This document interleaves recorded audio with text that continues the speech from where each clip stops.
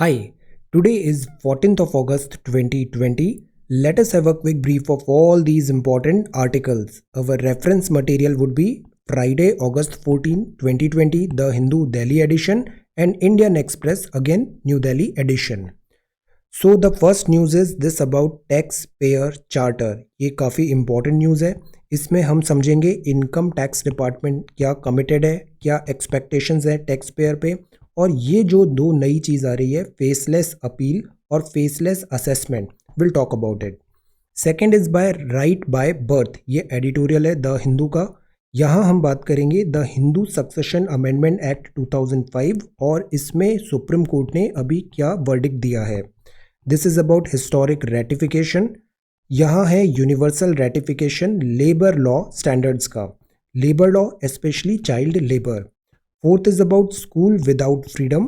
ये lead article है the Hindu. यहाँ बात है कि ऑटोनॉमी होना क्यों ज़रूरी है, because teachers know the best. Decentralisation of this education system.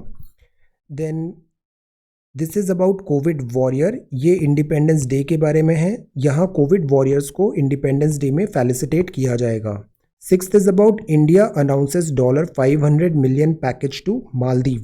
यहाँ हम समझेंगे कॉन्सेप्ट क्या होता है इस लाइन ऑफ क्रेडिट का. अक्सर हम देखते हैं श्रीलंका को अनाउंस होता है, नेपाल को अनाउंस होता है, मालदीव्स को भी लाइन ऑफ क्रेडिट दिया है. इसका मतलब क्या है. सेवेंथ है official language act of 1963. Again court ने ऑब्जर्वेशन लिया है EIA 2020 के बैकड्रॉप में कि ट्रांसलेशन जो होता है वो डिफरेंट लैंग्वेजेस स्पेशली वर्नाक्यूलर में कराना ज़रूरी है. It would be good. Eighth news है that is about naval indigenisation organisation. ये NIIO naval innovation indigenisation organisation बन रही है. Will talk about it. Inflation accelerate हो रहा है. This is not at all a good news. Upper threshold भी cross हो गया है 6.93. देन ये नया एम्बल में झारखंड का, this green elephant, this will talk about. Infographics में आज हम बात करेंगे एग्जीक्यूटिव्स. एग्जीक्यूटिव्स क्या होते हैं और टाइप्स ऑफ एग्जीक्यूटिव कैसे हो सकते हैं, जैसे पार्लियामेंट्री, सेमी प्रेसिडेंशियल और प्रेसिडेंशियल, और constitutional monarchy and parliamentary republic.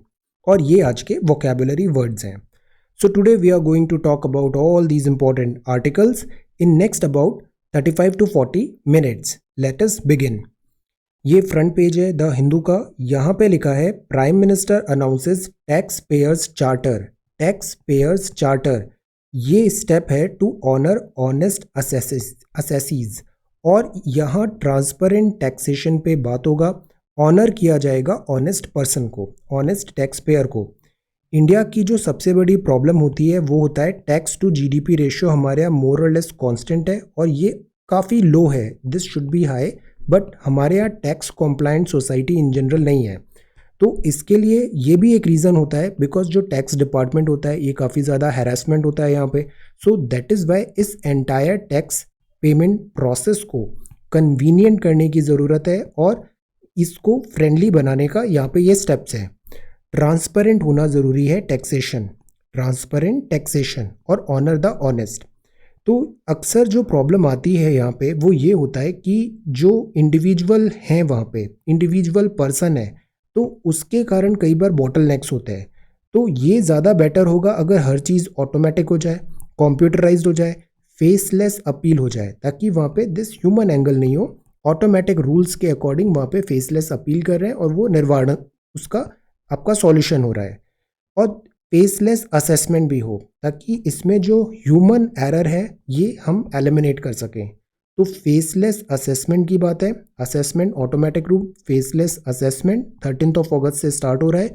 और फेसलेस अपील भी है जो दीनदयाल उपाध्याय जी की बर्थ एनिवर्सरी September 25 से ये स्टार्ट हो जाएगा. September 25 से birth anniversary of Deendayal Upadhyay ji. तो ये दो चीज़ यहाँ पर है, faceless assessment and faceless appeal. ये जो पूरा कॉन्सेप्ट है ना, ये ट्रस्ट और ट्रांसपेरेंसी की तरफ है. लोगों को नज करना, एनकरेज करना कि वो खुल के सामने आए और टैक्स यहाँ पे पेमेंट करें. इससे गवर्नमेंट को भी बेनिफिट होगा and people will also get benefited. इसमें एट द सेम टाइम एक new list of transactions under scanner किया है. ये न्यूज़ इंडियन एक्सप्रेस में भी कवर्ड है और यहाँ पे लिखा है कि ये कुछ नए ट्रांजेक्शन्स हैं, ये अब स्कैनर में करे गए. ये जैसे इतना आप फाइनेंशियल कुछ ले रहे हैं, पेमेंट हो रहा है, these all things would be under scanner now. तो ये एक नई लिस्ट है जो ट्रांजैक्शन स्कैनर में है। तो अगर हम इसमें एक्सप्लेन देखें तो ये बता रहा है कि ये जो नया मूव है that is more scrutiny likely. Move जो है to include more transaction under the tax department है। इससे क्या होगा, framework is aimed at plugging the leaks. Tax compliant नहीं है, लीक्स बहुत ज़्यादा है, उसको प्लग करना है और इम्प्रूव करना है कलेक्शन। एक्सपैंडेड लिस्ट का मतलब है इंक्रीज्ड स्क्रूटिनी होगी of spending by tax payer. तो the whole process is to be this transparent और ज़्यादा हमें टैक्स टू जीडीपी रेशो को बेटर करना है। अब हमारे कॉन्टेक्स्ट में ये टैक्स पेयर चार्टर है, this is very important. Charter हमें पता है जैसे सिटीजन चार्टर होता है, उसमें गवर्नमेंट सर्विस प्रोवाइडर एक लिस्ट दे देते हैं, पहले से बता देते हैं ये सारी सर्विसेज हम प्रोवाइड कराएंगे टाइम बाउंड मैनर में, और अगर ये नहीं होता है तो आप ग्रीवेंस रिड्रेसल में ये चीज़ें आपको दिस सर्विस यूज़र को ये पॉसिबल है सारे स्टेप्स लेना। तो ये टैक्स पेयर चार्टर है सिटीजन चार्टर की तरह। यहाँ इनकम टैक्स डिपार्टमेंट बताता है कि वो कमिटेड है फेयर, कॉर्टियस और reasonable treatment, confidentiality, honest. Then authorities accountable होगी, अपील और रिव्यू के चांसेस होंगे, representative of choice, complain, just system, ये सारी चीज़ें हैं। कॉम्प्लायंस होगा, प्राइवेसी रेस्पेक्ट की जाएगी, कलेक्ट द करेक्ट अमाउंट लिया जाएगा। ये कमिटेड है, तो ये अपने इंटेंशंस बता रहे हैं, तो इसको बोलते हैं tax payer charter.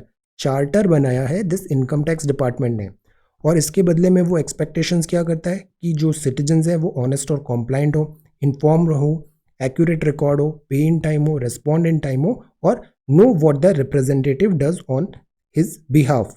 So this is the tax charter का ये दिस यहाँ पे इनकम टैक्स डिपार्टमेंट ने ये रिलीज किया है। कमिटमेंट जो है वो ये सारी चीज़ें होती हैं जो कमिटमेंट किया है। ये सारे इंपॉर्टेंट कीवर्ड्स हैं, these all keywords are very very important. The whole idea is कि जो टैक्स पेयर है और जो टैक्स कलेक्शन है, इन दोनों के बीच में सिंक्रोनाइजेशन होना चाहिए, दिस ट्रस्ट होना चाहिए और ट्रांसपेरेंसी होना चाहिए। तो ये बहुत इंपॉर्टेंट डेवलपमेंट हो रहा है टैक्सेशन सिस्टम में। Tax payer charter very very important news item, faceless appeal and faceless assessment.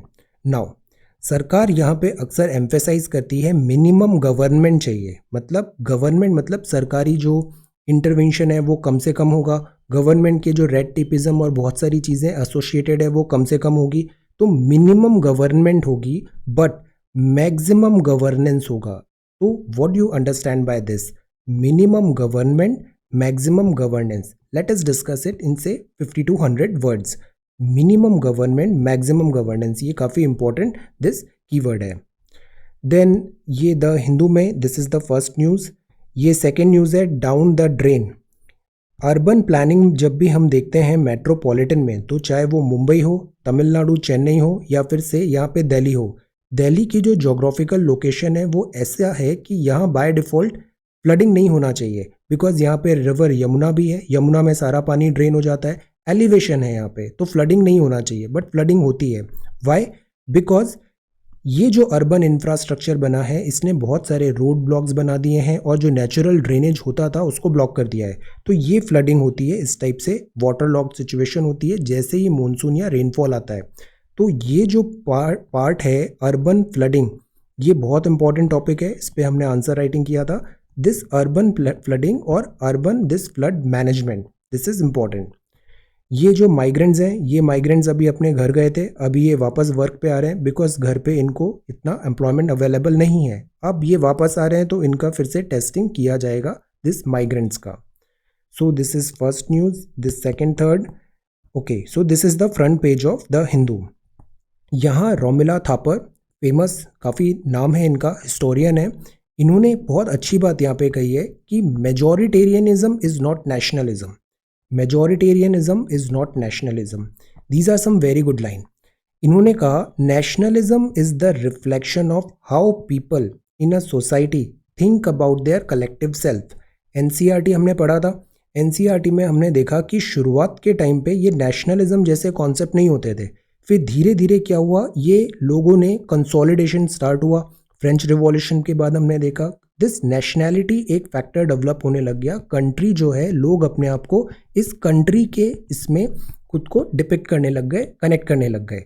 But nationalism is the reflection of how people in a society think about collective self. जैसे French revolution में उन्होंने एक figure बनाया, human बनाया इस country को, France को, और फिर उससे इन्होंने एसोसिएट किया। जैसे इंडिया में भी हम कंट्री को भारत माता इस टाइप से बोलते हैं। तो ये रिफ्लेक्शन होता है कि how people in a society think about their collective self. The collective means that every one that constitute the nation should be included as equal citizen. ये बहुत इंपॉर्टेंट लाइन है, right to equality. But when nationalism is defined by a single identity, which can either be language or religion or even ethnicity, then nationalism get derailed into majoritarianism, and majoritarianism is not nationalism. Some very good line for this essay and all. Majoritarianism और nationalism के fine differences. So this is page number 2, ये page number 3 है, page number 4, यहाँ पे बात है page number 4, ये page number 5 है, and this is page number 6 editorial. Meanwhile Indian Express में यहाँ पे this is about taxpayer। यहाँ जो कोझिकोडे में अभी हुआ था this एयरप्लेन का, तो ये फर्स्ट इंसिडेंट नहीं था। कपल ऑफ डेज बैक यहाँ पे ऐसी डिफिकल्टी आ रही थी लैंडिंग कराने में, तो दैट इज़ वाई ये क्वेश्चन उठता है कि जब प्रॉब्लम फर्स्ट आइडेंटिफाई हो रही है तो हम उसका सॉल्यूशन क्यों फाइंड नहीं कर रहे हैं, why we are waiting for this disaster to happen. Then this is page number 1 है, फ्रंट पेज है इंडियन एक्सप्रेस। ये पेज नंबर 2 है, celebrate independence day in a safer way. ये जो काइट्स होते हैं, इसका जो मांझा होता है, ये कई बार अगर मेटल है तो ये इलेक्ट्रोक्यूशन होने के चांसेस होते हैं, so be very very careful. ये पेज नंबर 3 है, this is page number 4, this is page number 5, then this is page number 6। ये न्यूज़ अभी हम लेटर पार्ट ऑफ वीडियो में कवर करेंगे। ये नेशनल एम्बलम ऑफ झारखंड है। Then this is page number 8 और ये page number 9 and then page number this 10। Digital divide. अभी क्या है, एग्जामिनेशन में भी वर्ड डिवाइडेड है, एक्सपर्ट्स डिवाइडेड हैं कि एग्जामिनेशन जो कॉम्पिटिटिव एग्जामिनेशन है ऑन टाइम कराना है या डिले करना है। इसमें ये एक इंपॉर्टेंट बात है, digital divide. Digital divide because there are many students who are not able to attend online classes because monsoons, floods, there are so many conditions. तो घर पे वो एनवायरनमेंट भी नहीं मिल पाता है पढ़ने का, तो वो ऑनलाइन क्लासेस नहीं अटेंड कर पा रहे हैं। ये बात है about this again flood. Next news है, eco conflict cost over 1000 jumbos in next 10। So ये नेक्स्ट न्यूज़ है, eco conflict cost over 1000 jumbos 4000 people in 10 year. Man and animal conflict is on rise. Man भी disadvantage and animal भी disadvantage पे है। Then this is editorial page. ये जो news है ये कॉन्टिन्यूएशन है गुड स्टेप्स ऑन टैक्स, जो अभी हमने देखा फेसलेस असेसमेंट का, और जो अपील का, और जो रैंडम अलोकेशन ऑफ केसेस होते हैं, मतलब केसेस किस पर्सन पे जा रहा है, वो उस केस को जांच करेगा वो उस रीजन का है या नहीं है, ये अभी नए चेंजेस किए हैं। तो अगर रैंडम एलोकेशन ऑफ केसेस होता है तो इसमें एनोनिमिटी होती है, और द होल आइडिया इज ये जो टैक्स पेयर का हैरेसमेंट है ये रिड्यूस होता है। तो this transparent taxation honouring the honest is a right step in forward, right step forward है ये। यहाँ हम अगर वापस इधर इंडियन एक्सप्रेस के बाद द हिंदू में आए, सुप्रीम कोर्ट का जो डिसीजन है on rights of women is in line with the aim of ending discrimination. Supreme court का डिसीजन राइट स्टेप है एंडिंग डिस्क्रिमिनेशन पे। सी, सुप्रीम कोर्ट में पहले ये एक्ट आया, हिंदू सक्सेशन अमेंडमेंट एक्ट 2005। इसमें थोड़ी क्लैरिटी नहीं थी कि ये जो एक्ट हुआ है ये रेट्रोस्पेक्टिव में होगा या नहीं होगा। तो इस बात पे सुप्रीम कोर्ट ने अभी क्लैरिफाई कर दिया है, यस वो होगा, बिकॉज जो गर्ल है, जो वुमेन है, उनका जो राइट है दिस इनहेरिटेंस पे, वो जो होगा वो ओरिजिन होगा उनके बर्थ से, और जो बर्थ है वो तो एंटीसीडेंट इवेंट है, पहले ही हो गया है अगर 2005 से पहले है, तो जन्म सिद्ध अधिकार है। दैट इज वाई इसका जो प्रोविजन इंप्लीमेंट होंगे वो रेट्रोस्पेक्टिव इफेक्ट से होंगे। सुप्रीम कोर्ट का डिसीजन आया है कि women is in line with aim of ending discrimination equality. ये करेक्ट करता है obvious anomaly in interpretation of a crucial 2005 का जो अमेंडमेंट था हिंदू सक्सेशन एक्ट 1956 में एक्ट आया हिंदू सक्सेशन एक्ट, उसका अमेंडमेंट आया 2005 में, और उसको अब क्लैरिफाई कर दिया है कि ये जो राइट टू इक्वालिटी है ये बाय बर्थ है ऑफ दिस गर्ल चाइल्ड। सो जन्म सिद्ध है ये, दैट इज वाई इक्वालिटी का अब यहाँ पे कोई एम्बिग्यूटी नहीं होगा। ये वर्डिक्ट सेटल करता है कि whether the question coparcenary right of this daughters comes into effect only if the father through which they claim that right was alive on the day the amendment came into force. तो ये चीज़ अब नहीं होगी। Father इस time पे थे 2005 पे या नहीं थे, ये मैटर नहीं करेगा। गर्ल का जब से जन्म है तभी से वो रेट्रोस्पेक्टिव पे ये इक्वालिटी राइट लगेगा। कोर्ट ने बहुत राइटली इसको रिकॉग्नाइज किया है कि अमेंडमेंट कैन जो कॉन्फर करेगा इक्वल स्टेटस रहेगा और Hindu families govern by this Mitakshara law and this right accrued by birth. ये सबसे इंपॉर्टेंट लाइन है, this right is accrued by this birth. ये ऐसा यहाँ पे किया है which is again a step in right direction. So this is right by birth. अब ये जो नेक्स्ट है that is about this historic ratification. Ratification का मीनिंग देखा था, कोई भी अग्रीमेंट ट्रीटी है फिर उसको फाइनल अप्रूवल हो गया है, वोट हो गया है, इम्प्लीमेंट हो गया है कंट्रीज में, that is called this ratification.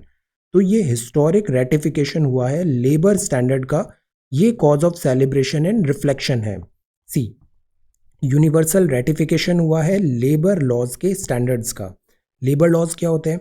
जब से कैपिटलिज्म आया तो कैपिटलिज्म में क्या होता है, जो प्रॉपर्टी होती है वो इंडिविजुअली ओन्ड होती है, कैपिटल इंडिविजुअली ओन्ड होता है और उधर वर्क करने के लिए ये लेबर को हायर करते हैं और उनको कुछ पैसे देते हैं।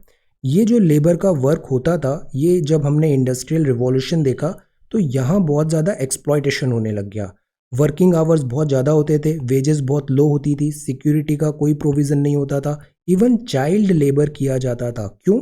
क्योंकि चाइल्ड जो लेबर होता है ये सस्ता होता है और कई बार जो माइंस एंड ऑल एक्टिविटीज़ में, जैसे हमने मेघालय में भी देखा था रैट होल माइनिंग, तो वहाँ बच्चों को इस लेबर में लगा दिया जाता है which is very very wrong.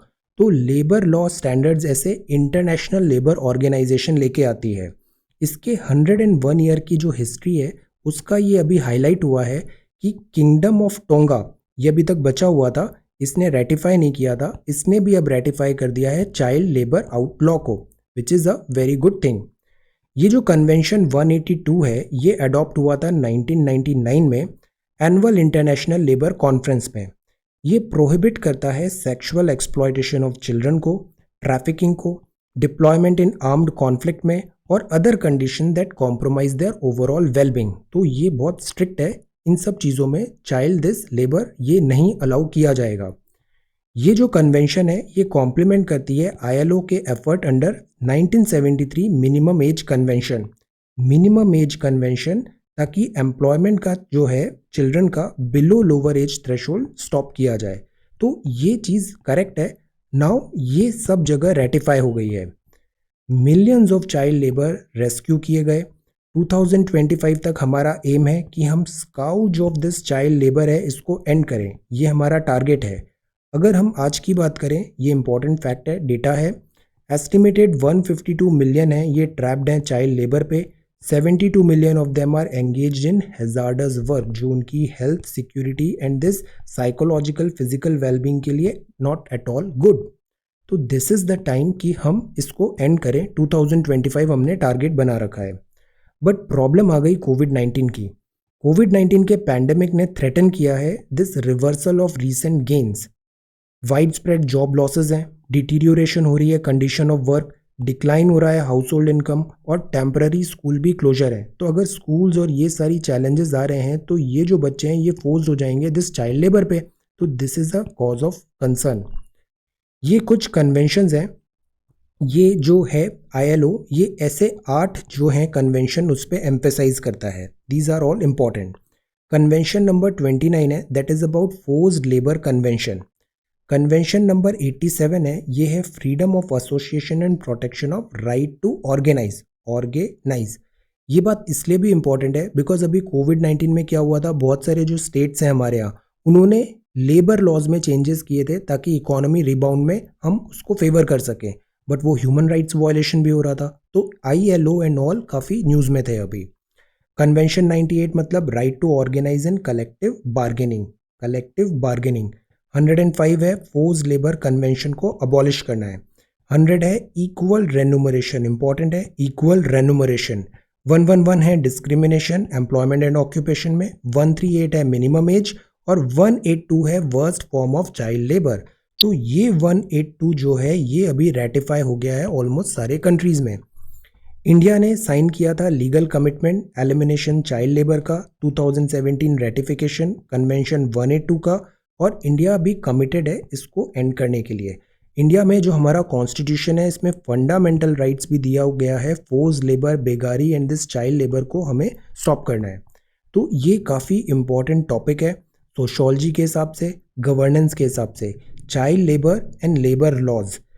Short note prepare करते हैं NOTE child labour and labour laws पे इंडियन पर्सपेक्टिव के according. This is again important. So this is historic ratification हुआ है जो टोंगा ने अभी इसको रेटिफाई किया। अब ये है लीड आर्टिकल, ये लिखा है मिस्टर कृष्ण कुमार, ये NCERT के फॉर्मर डायरेक्टर हैं। Schools without freedom. हमारे यहाँ क्या होता है, हम हर चीज़ सेंट्रलाइज करते हैं और जो टीचर्स होते हैं उनको इंडिविजुअल फ्रीडम काफ़ी कम होती है कि कैसे पढ़ाना है। हम प्रोटोकॉल्स लगा देते हैं, मेथडोलॉजी लगा देते हैं कि इस सेट लाइंस पे ही टीचर्स पढ़ाएंगे। वो अच्छी चीज़ नहीं है बिकॉज इससे जो लॉस होता है एजुकेशन का, प्लस कोविड-19 के बाद ये जो चीज़ है ये और ज़्यादा एम्पलीफाई हो गई है। डिसेंट्रलाइजेशन करना ज़रूरी है एजुकेशन सिस्टम का। Autonomy is important. Why? Because in the end teachers know the best. Teachers इतने सारे स्टूडेंट से फर्स्ट हैंड पे इंटरेक्ट कर रहे हैं, उनको पता होता है कि हर इंडिविजुअल जो स्टूडेंट है उसका डिफरेंट रिक्वायरमेंट होता है, डिफरेंट स्टाइल उसे चाहिए, और टीचर को फर्स्ट हैंड इन्फॉर्मेशन होता है कि कहाँ बॉटलनेक आ रहा है, लर्निंग आउटकम्स क्यों कम हो रहे हैं।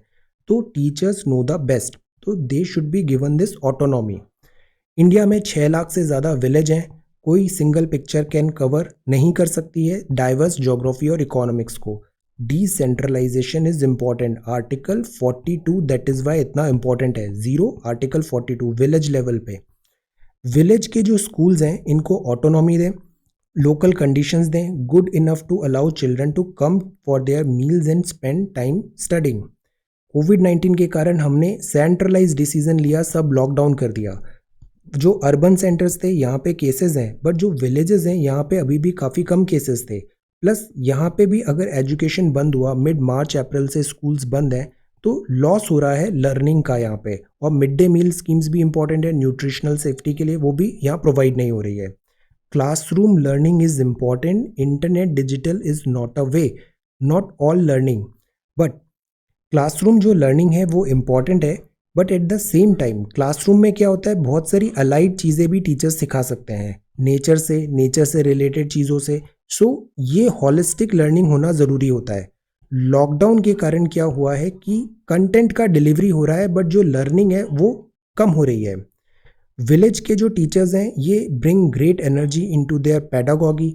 एनकरेज करें children to spend time outdoor for अजाइन ऑब्जर्वेशन। लर्निंग में as a teacher I also believe in this कि अगर आपने स्टूडेंट का इंटरेस्ट रिकिंडल कर दिया, इंटरेस्ट आ गया, तो वो स्टूडेंट खुद ही बहुत अच्छा परफॉर्म करने लग जाता है। फोर्स्ड नहीं होती है teaching, and that's what should be the role of teacher. Student का इंटरेस्ट को डेवलप करो। चाइल्ड की जो साइकोलॉजी होती है, generate sufficient evidence. Formative stages होती है, यंग एज होता है, यंग माइंड होता है, डेवलपिंग माइंड होता है, तो प्रॉपर गाइडेंस ज़रूरी है। Human mind needs opportunity to observe natural phenomenon. बहुत सारी चीज़ें जैसे बायोमिमिक्स भी होती हैं। बायोमिमिक्स में क्या होता है, हम टेक्नोलॉजी में देखते हैं कि हम नेचर, जैसे हमने बटरफ्लाई देखा, उसको देख के हमने हेलीकॉप्टर बना लिए, तो these are biomimics. Observe natural phenomenon देखें और उसको हम समझें, एनालाइज करें और डिफरेंट फॉर्म से लर्निंग लें। ये एक नया पेडागॉगी हो सकता है। मैथमेटिक्स जो होती है ये काफ़ी अच्छा सब्जेक्ट है, बट ये से प्रॉब्लम क्या आती है कि हम इसके एप्लीकेशन पार्ट में हम लैक करते हैं, मैथमेटिक्स को इंटरेस्टिंग नहीं बनाते। अगर मैथ्स को इंटरेस्ट बना देना तो this is a very easy and very very good subject. Interest develop करना ज़रूरी होता है। Same is true with writing and reading.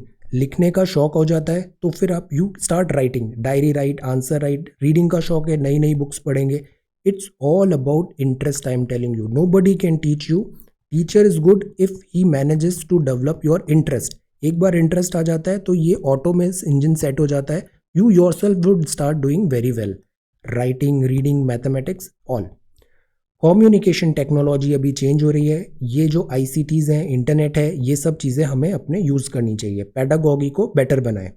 Schools basic learning equipments हमारे यहाँ मिसिंग होते हैं, बायनोकुलर्स नहीं है, दिस लेंसेज नहीं है, मैग्नीफाइंग ग्लासेस नहीं है। ये गैजेट्स हमें प्रोवाइड करने चाहिए स्कूल्स में, ताकि अगेन इंटरेस्ट आ जाए। सक्सेस ऑफ टेक्नोलॉजी तब होगा जब हम मोटिवेट करेंगे, इनेबल करेंगे पीपल को to solve their problem. This is very good line, motivate and enable people technology solve their problem. हमारे स्कूल्स फेल होते हैं to nurture a free thoughtful mind. हम हर एक को एक फिक्स्ड माइंड में सोचना सिखा देते हैं। No, creativity is important, individual thoughtful mind process is important. Freedom होनी चाहिए, कंपल्शन नहीं होना चाहिए, एंड टीचर्स का भी बॉन्डेज नहीं होना चाहिए। तो these are some very good thoughts. ये एसेज एंड ऑल में काफ़ी इंपॉर्टेंट है कि जो स्कूल्स हैं वहाँ पे फ्रीडम देना ज़रूरी है। हर एवरी चाइल्ड इज़ स्पेशल, उसको वहाँ पे उसके अकॉर्डिंगली पेस पे हमें एटमॉस्फेयर प्रोवाइड कराना चाहिए। And motivation and this curiosity is important. Then ये जो नेक्स्ट न्यूज़ है that is about the challenges in counting the dead. कोविड-19 अपडेट्स हैं, पॉलिटिकल न्यूज़ एंड बहुत ज़्यादा कोविड-19 news we are trying to avoid. Challenges in counting the dead है, यहाँ पे बताया है कि इन्वेस्टमेंट इन इनोवेशन करना पड़ेगा ताकि करेक्ट रिपोर्टिंग हो। रिपोर्टिंग गलत होती है तो फिर डिसीजन मेकिंग भी गलत हो जाती है। ये है should early child care centres to be open sooner.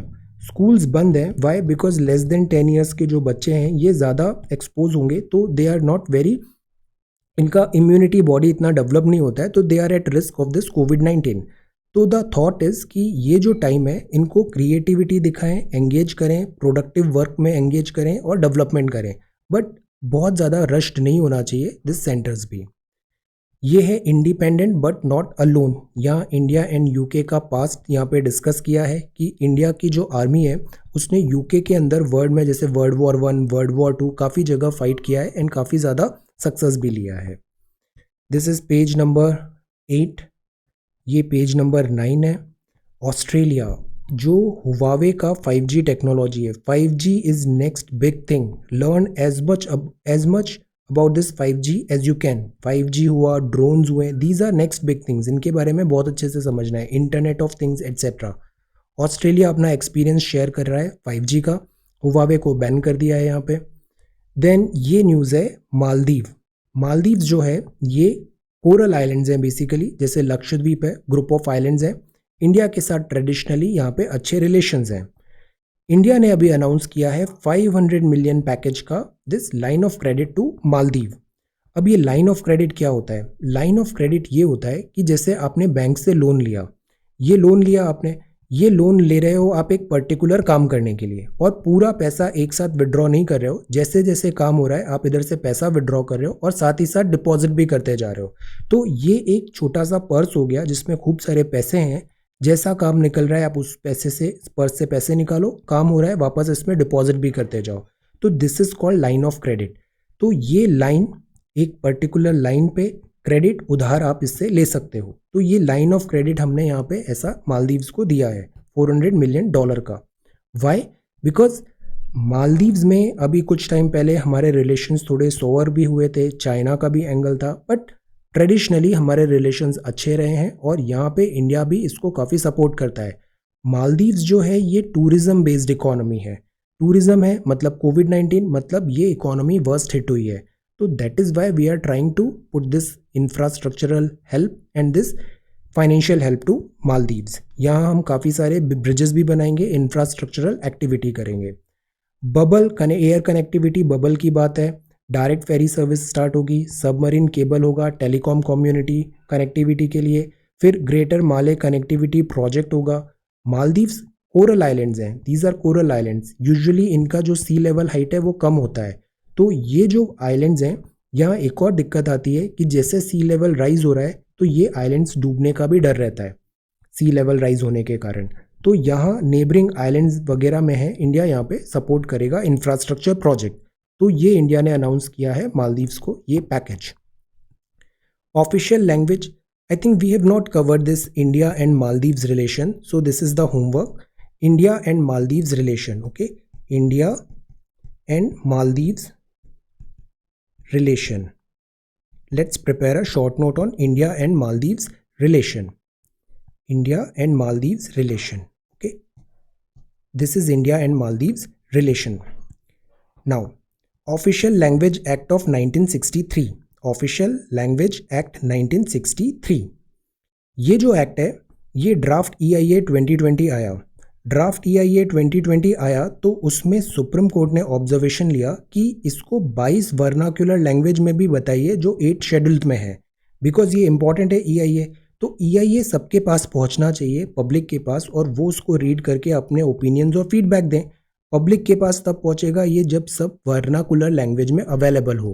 तो दैट इज़ वाई ट्रांसलेट करिए इसका 22 वर्नाकुलर लैंग्वेज में जो 8th शेड्यूल में मेंशन है। EIA जो है मैक्सिमम पीपल के पास पहुंचेगा, बिकॉज हर जगह हिंदी नहीं चलता है, non Hindi speaking part of India भी है। तो अगर हम लैंग्वेज सब प्रोवाइड नहीं करेंगे तो वो डिस्क्रिमिनेशन हो जाएगा। Maximum reach and participation is important. इस बैकड्रॉप में ऑफिशियल लैंग्वेज एक्ट 1963 है। इसमें कहा गया है कि क्यों ना इसको अमेंड करें to include more vernacular language governance में भी, ये नहीं कि केवल हिंदी और इंग्लिश ही चल रहा है वहाँ पे। आर्टिकल 343(1) क्या बोलता है कॉन्स्टिट्यूशन ऑफ इंडिया कि Hindi in Devanagari script shall be the official language of the union. 343(2) और 3 क्या बोलते हैं कि इंग्लिश का usage for time being continue रहेगा। पहले 15 साल था, फिर उसको बढ़ाते चले गए। तो ये बात है कि हम दूसरी जो लैंग्वेजेस हैं उसको भी इंक्लूड करें यहाँ पे गवर्नमेंट वर्क में, रिजोल्यूशंस में, रूल्स में, ऑर्डर्स में, नोटिफिकेशन में, लाइसेंसेस में, टेंडर्स में, सो दैट डिस्क्रिमिनेशन नहीं हो this English, Hindi and other languages में। तो यहाँ पे ये अगेन ऑब्जर्वेशन है जो यहाँ पे मिस्टर बोबड़े ने यहाँ पे अनाउंस किए हैं। Then this is page number 11। ये बात है NIIO, navy should design and develop armaments. हमारी जो नेवी है, हमने कुछ जगह तो काफ़ी ज़्यादा प्रोग्रेस किया है। हमने प्रोग्रेस कर लिया वॉरशिप बनाने में, हम अभी एयरक्राफ्ट कैरियर भी बनाने की हमारे पास कैपेसिटी है। नाम बताइए जो इंडिजिनस एयरक्राफ्ट कैरियर हम बना रहे हैं उसका नाम क्या है, वॉरशिप। तो वी आर डूइंग वेल। अब जो फोकस होना चाहिए वो होना चाहिए दिस हथियार बनाने में भी। NIOO एक बॉडी है, NIIO naval innovation and indigenisation organisation, इसका फॉर्मुलेशन करेंगे। ये 3 टीयर ऑर्गेनाइजेशन होगी, 3 लेवल पे वर्क कर रही है। ये इंटरैक्शन होगा यहाँ पे एंड यूजर्स का, मतलब जो उसको इक्विपमेंट को यूज कर रहे हैं और जो उसको डिजाइन कर रहे हैं, अकेडमिया भी है। इंटरैक्शन इज इम्पॉर्टेंट ताकि सीमलेस यहाँ पे कम्युनिकेशन हो और प्रोग्रेस जल्दी हो, रिफाइन हो प्रोडक्ट। इसमें एक नेवल टेक्नोलॉजिकल एक्सेलरेशन काउंसिल होगी। ये ब्रिंग टुगेदर ट्विन एस्पेक्ट लाएगी, इनोवेशन का और इंडिजिनाइजेशन एपेक्स लेवल डायरेक्टिव्स लेगी। ये प्रपोज्ड है, ऐसी चीज़ें होंगी यहाँ पे। वर्किंग ग्रुप होगा इसके अंदर, इम्प्लीमेंट होगा प्रोजेक्ट्स, फिर टेक्नोलॉजी डेवलपमेंट एक्सेलरेशन सेल होगा। होल आइडिया इज़ कि ये हमने पहले भी देखा है, सिप्री की रिपोर्ट में देखा था, हम बहुत ज़्यादा इंपोर्ट करते हैं और इस इंपोर्ट को हमें कम करना है सेल्फ रिलायंट में। अगर नेवी स्पेसिफिक बात करें तो navy is doing good in aircraft carrier manufacturing, warships में, बट आर्मामेंट्स हैं उसमें ये लैक कर रहा है। तो इधर अब हमें फोकस करना है, आर्मामेंट्स को बेटर बनाना है। This is the thing. ये 15 अगस्त काउंटडाउन ऑन है। ये शोकेज है सर्विंग सॉलिडारिटी। ये है अराकू कॉफ़ी। एक है रॉकफेलर फाउंडेशन। रॉकफेलर फाउंडेशन ने इस इकोनॉमिक जो है मॉडल इनका अराकू का, उसको काफ़ी रिकॉग्नाइज किया है। इसमें भी बात क्या है, डिसेंट्रलाइजेशन का बात है। जितने प्लेयर्स हैं, जितने यहाँ पे सेल्फ हेल्प ग्रुप्स बना रखे हैं, they work as a team and they are doing very well. Araku coffee, Araku coffee. Then this is showcase, this is showcase. ये वर्ड न्यूज़ है, जो Biden and this Kamala Harris, ये कल हम इनके बारे में देखा था। US इलेक्शंस आर, अभी उसके बैकड्रॉप में ये न्यूज़ है। UAE and Israel diplomatic ties फिर से स्टार्ट कर रहे हैं। एंड दिस बेलारस, ये Lebanon. This is France, France reinforce naval forces in Mediterranean, because यहाँ पे भी टेंशन हैं ग्रीस एंड टर्की। ये है इन्फ्लेशन एक्सेलरेट्स टू 6.93%। अभी हमने पढ़ा था monetary policy committee 4 ± 2, upper cap 6 है, बट ये देखिए 6.93 हो गया। तो इन्फ्लेशन अगर ज़्यादा हो रहा है मतलब मार्केट में ज़्यादा पैसे आप नहीं ला सकते, तो रेट कट्स तो अब भूल जाएंगे। RBI अभी रेट कट्स नहीं करेगी, और रेट कट्स नहीं करेगी तो इकोनॉमिक रिवाइवल में चैलेंजेस आ जाएंगे। तो ये catch-22 पोजीशन हो रही है। 6.93% है, dimming chances of this rate cut. Sharp uptick हुआ है 6.93% का। इसका जो रीज़न है वो ये है कि सर्ज इन फूड प्राइसेस है, सप्लाई साइड बॉटलनेक है, शॉर्टेज हो रहा है, प्राइस बढ़ गई। इकोनॉमिक कॉन्ट्रैक्शन भी एक बहुत ये डेडली न्यूज़ आ रही है, 4.5% का इकोनॉमिक कॉन्ट्रैक्शन होगा। कोर इन्फ्लेशन जो है वो रेंज होगा 5.8 to 5.9%। मूनसून्स अगर टाइम पे आ जाते हैं 104% लॉन्ग टर्म एवरेज ऐसा लग रहा है, तो इससे जो इकोनॉमिक एक्टिविटी है उनका रिवाइवल होगा। इकोनॉमिक जो डैमेज है नोवल कोरोना वायरस में, तो हम वी शेप्ड रिकवरी एक्सपेक्ट कर सकते हैं अगर मूनसून्स ढंग से होता है तो। आरबीआई की मॉनेटरी पॉलिसी मीनवाइल कॉशियस रहने का यहाँ पे ट्राई करेगी। टाटा स्टील, स्टील में भी कंजम्पशन कम है, स्टील कंजम्पशन कम है मतलब economy is not doing well. Electricity consumption कम है मतलब economy is not doing well. ये सब क्या कहलाते हैं? इंडिकेटर्स कहलाते हैं। सेल्स टैक्स रिसीट भी डिप हुआ है, ईवीज बैटरी है। So this is business news और ये है sports news. Let us see the Indian Express editorial. Good steps on tax है, very very good news. Then ये है, this is about Kamala Harris, this is old Delhi. और ये है digital push. Health care में भी हम देख रहे हैं कि जैसे आरोग्य सेतु ऐप है और भी बहुत सारे डिजिटल इनिशिएटिव्स हैं। ये जो डिजिटल डेटा हम सारे पेशेंट्स का लेते हैं, बायोलॉजिकल डेटा एंड ऑल, ये इसमें प्राइवेसी होती है काफ़ी ज़्यादा, बट डिजिटल पुश भी हम कर रहे हैं। This is about that. MPhil is gone arguments हैं, ये ज़रूरी भी नहीं था एमफिल। ये प्रिस्टाइन फॉरेस्ट की बात है। Then this is about why big outflow in equity fund. ये काफ़ी समझने की बात है। इक्विटी क्या होती है? Basically share markets and all, जिससे हम म्यूचुअल फंड्स में पैसा लगाते हैं। सिस्टमेटिक एसआईपी होती है हमारी। यहाँ काफ़ी आउटफ्लो हो रहा है। अभी हमने देखा था यहाँ पे इन्होंने डिफॉल्ट भी किया था, अपने जो प्लान्स हैं उसको क्लोज भी किए थे इन्होंने। तो बिग आउटफ्लो है इक्विटी फंड्स में। रीज़न क्या है? सेविंग्स कम हो रही है, जो इनकम है वो कम हो गई है। तो हम सेविंग्स में पैसा इधर तब लगाते हैं इक्विटी में जब हमारे पास सरप्लस इनकम आती है। इनकम ही कम हो गई है तो हम यहाँ पे पैसा नहीं लगा पा रहे हैं इक्विटी मार्केट में। प्लस ये काफ़ी टाइम से लॉस में चल रहा था, अभी अचानक थोड़े पॉजिटिव्स आए हैं। तो जैसे ही थोड़ा रिटर्न आ रहा है, पॉजिटिव्स आ रहा है, तो सारे जो इन्होंने पैसा लगाया था वो रिडेम्पशन पे लग गए कि यहाँ से थोड़ा भी प्रॉफिट आ रहा है, पैसा निकाल लो यहाँ से। तो उसके कारण क्या हो रहा है? सेल्स ज़्यादा हो रही है और आउटफ्लो ज़्यादा हो रहा है इक्विटी फंड्स में। ये जो नंबर है ये इनफ्लो कम है, आउटफ्लो ज़्यादा है, मतलब पैसा निकाला जा रहा है ज़्यादा से ज़्यादा in mutual funds and all में। ये ट्रेंड अभी देखने को मिल रहा है। दो रीज़न है, नया फ्रेश मनी नहीं आ रहा है बिकॉज इनकम कम हो गई है, और जो मनी लगा था उसका रिडेम्पशन हो रहा है, उसको बाहर भी निकाला जा रहा है। ये अबाउट दिस वीज़ा नॉर्म्स हैं, Indians relaxed. This is about Olympics. ये वर्ल्ड न्यूज़ है। इसराइल और यूएई फिर से डिप्लोमेटिक टाइज ओपन कर रहे हैं। वेस्ट बैंक का जो एनेक्सेशन मूव है वो हॉल्टेड है। West Bank and this we talked about, यहाँ पे एनेक्सेशन इसराइल ट्राई कर रहा था, पूरे वर्ल्ड ने काफ़ी क्रिटिसाइज भी किया था इसे। फिलहाल के लिए ये मूव हॉल्टेड है। Then this is page number 19। Government holding NSC में रिकॉर्ड लो पे है। गवर्नमेंट ज़्यादा यहाँ पे अपना स्टेक्स नहीं लगा रही है, कम कर रही है। तो ये न्यूज़पेपर है। अब ये एक न्यूज़ और था, tribute to rich cultural heritage. ये झारखंड सरकार ने अभी नया एम्बलम निकाला है। यहाँ झारखंड में इन्होंने बताया वर्डेंट ग्रीन, ग्रीन कलर है बिकॉज झारखंड में फॉरेस्ट नेचुरल रिसोर्सेज भी काफ़ी अच्छे हैं, नेचुरल ब्यूटी रिसोर्सेज हैं। तो this is about giant leap in path of development, verdant green. Elephant, elephant vehicle of king, symbol of Jharkhand grand past है। This is also there. ये पलाश है। पलाश का जो पेड़ होता है जब ऑटम आता है तो ये ऐसे रेड कलर के हो जाते हैं। ओके, तो ये रिफ्लेक्ट करते हैं नेचुरल ब्यूटी। जब पूरा जंगल ऐसा रेड हो जाता है ना तो ऐसा लगता है फायर लग गया है वहाँ पे। दिस इज द पलाश फ्लावर। ब्लूमिंग ऑफ इस flower also heralds the arrival of spring season, a harbinger of prosperity. ये सेलिब्रेशंस हैं, सेलिब्रेशंस डिपिक्टेड ट्राइबल्स, और ये अशोका एम्बल भी है जो भी एनसीईआरटी एंड सीसीईआरटी में हमने बहुत डिटेल में पढ़ा था। ये crowning animal, abacus, inverted lotus etcetera, again important. Infographic में आज हम देखते हैं टाइप्स ऑफ एग्जीक्यूटिव्स। ये एग्जीक्यूटिव्स होते हैं। एग्जीक्यूटिव्स मतलब जो काम कर रहे हैं, एग्जीक्यूटिव है। लेजिस्लेचर कानून बनाते हैं, एग्जीक्यूटिव उस कानून का इम्प्लीमेंट करते हैं। System based on the principle of collective leadership या system based on individual, collective या इंडिविजुअल एग्जीक्यूटिव हो सकते हैं। ये एक सिस्टम होता है प्रेसिडेंशियल सिस्टम। प्रेसिडेंशियल सिस्टम में जो प्रेसिडेंट होते हैं वो हेड ऑफ द स्टेट होते हैं, हेड ऑफ द गवर्नमेंट भी होते हैं, जैसे कि यूएसए। प्रेसिडेंट जो होते हैं ये usually directly elected by the people होते हैं, जैसे यूएसए में अभी इलेक्शंस होने वाले हैं प्रेसिडेंट के।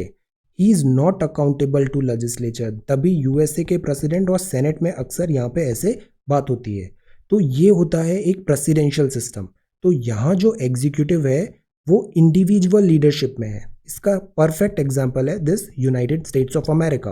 सिंगल इंडिविजुअल लीडरशिप है, प्रेसिडेंशियल है, हेड ऑफ द स्टेट है, हेड ऑफ द गवर्नमेंट भी वही है और directly elected by the people भी हैं और अकाउंटेबल नहीं है लेजिस्लेचर में। तो ये हो गया दिस प्रेसिडेंशियल। दूसरा होता है जहाँ पे कलेक्टिव लीडरशिप है। तो यहाँ एक पार्लियामेंट्री हो सकता है और एक सेमी प्रेसिडेंशियल भी हो सकता है।